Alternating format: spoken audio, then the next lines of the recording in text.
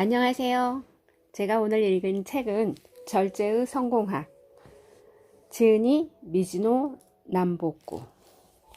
지은이에 대해서 읽어보겠습니다.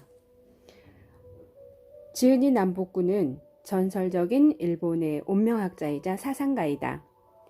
어려서 부모를 잃고 대장장이를 하던 작은아버지 밑에서 키워졌다. 10세 때부터 술을 배우고 도박을 일삼고 싸움을 일으키다가 결국 18세 되던 해에 도둑질로 감옥에 가게 되었다. 감옥에 있으면서 가난하고 죄지은 사람들의 생김새가 성공한 사람들과 다르다는 것을 발견했다.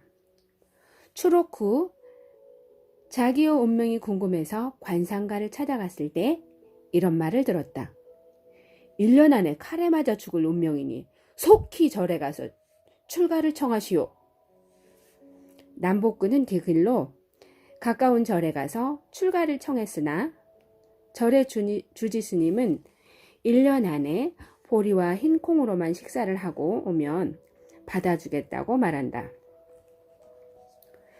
남복구는 바닷가에서 짐꾼으로 힘들게 일하면서 살기 위해 보리와 흰 콩만을 먹고 술도 끊고 버티었다. 어울리는 무리들이 난폭하여 종종 싸움이 일어났었지만 작은 상처만 입을 뿐 생명에는 지장이 없었다. 1년을 무사히 넘기고 절로 향하던 그는 자신을 죽음을 예언했던 관상가를 찾아갔다. 남복구를 알아본 관상가는 크게 놀라며 물었다. 운명이 완전히 바뀌었군요. 어디서 큰 독을 쌓았소? 아니면 사람의 목숨을 구했소? 생명을 구한 일은 없지만 보리와 흰콩만 먹고 1년을 살았습니다. 식사를 절제한 것이 큰 음덕을 쌓았구려. 그것이 당신을 구했소. 이후 남복구는 출가보다는 운명을 공부해야겠다고 결심하고 전국을 돌아다녔다. 처음에는 머리 만지는 사람의 제자가 되어 3년간 사람의 얼굴 모양을 연구했다. 그 다음 3년은 목욕탕에서 일하는 사람의 벗은 모습을 관찰하고 마지막 3년은 화장터 인부로 일하면서 죽은 사람의 골격을 연구했다. 이렇게 9년간의 수업을 마친 후에 관상가로 세상에 알려지게 되었다. 남복구는 상을 볼 때 좀 의심쩍으면 옷을 벗기고 체상과 골격까지도 감정하여 백발백중 틀리지 않았다고 한다. 또 사람이 오면 일부러 거친 음식을 대접하여 어떤 식으로 대응하는지 관찰하여 운명을 판단하기도 했다. 남복구는 노년에 거대한 저택에 큰 창고만 7동이 되었으나 쌀은 물론 쌀로 만든 떡도 먹지 않았다고 한다. 3,000명이 넘는 제자들이 따랐고 일본 조정에서 대일본이라는 파격적인 칭호까지 받았던 그는 단 한 번의 실수도 없이 운명을 맞췄다고 전해진다. 운명을 개척할수록 독특한 사상이 그의 글 속에 고스란히 담겨 있다.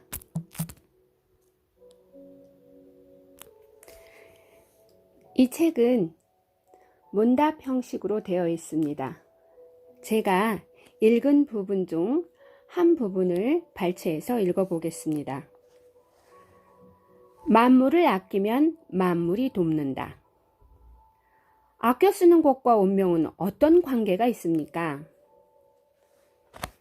임금을 도와주는 것은 백성입니다. 백성이 없으면 임금이 있을 수 없으며 임금을 섬길 사람도 없습니다. 그래서 임금의 크기는 백성이 결정하는 것입니다. 백성을 자식같이 사랑하는 것이 임금의 도리입니다. 자신에게 속한 물건을 자신의 백성이라고 할 수 있습니다. 비록 거린이라 할지라도 밥그릇이나 누더기가 자신의 백성입니다.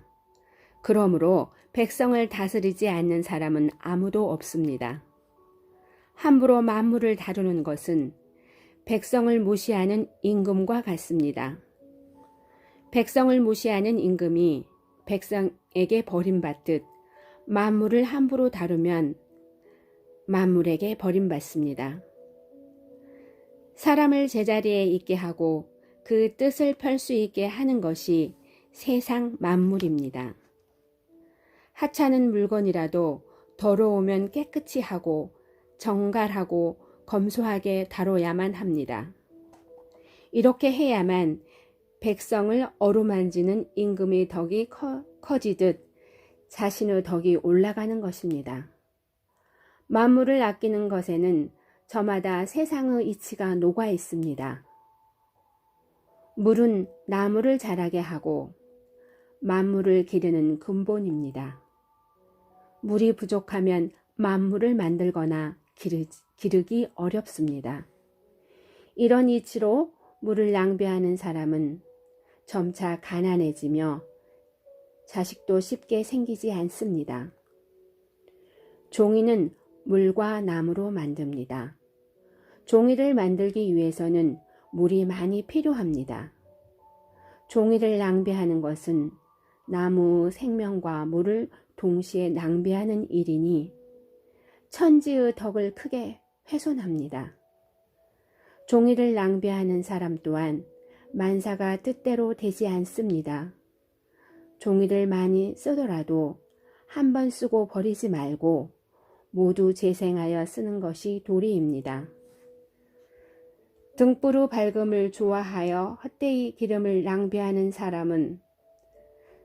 사람들 중에도 장수하는 사람은 없습니다. 쓸데없이 불을 낭비하는 사람은 평생 입순 출세하기 어렵고 뜻대로 되는 일도 별로 없습니다. 태양이 하루라도 없으면 세상 모든 생명이 위태롭습니다. 인간에게 있어 불은 작은 태양과 같으니 태양같이 소중히 해야 합니다. 우리가 사용하는 여러 도구도 소중히 다뤄야 합니다. 아무리 겉으로 성실한 사람이라도 도구나 기구를 함부로 다루는 사람치고 참으로 성실한 사람은 없습니다. 도구가 새 것일 때는 소중하게 사용하다가 낡아짐에 따라 아무렇게나 다루는 사람은 마음가짐이 삐뚤어진 사람입니다.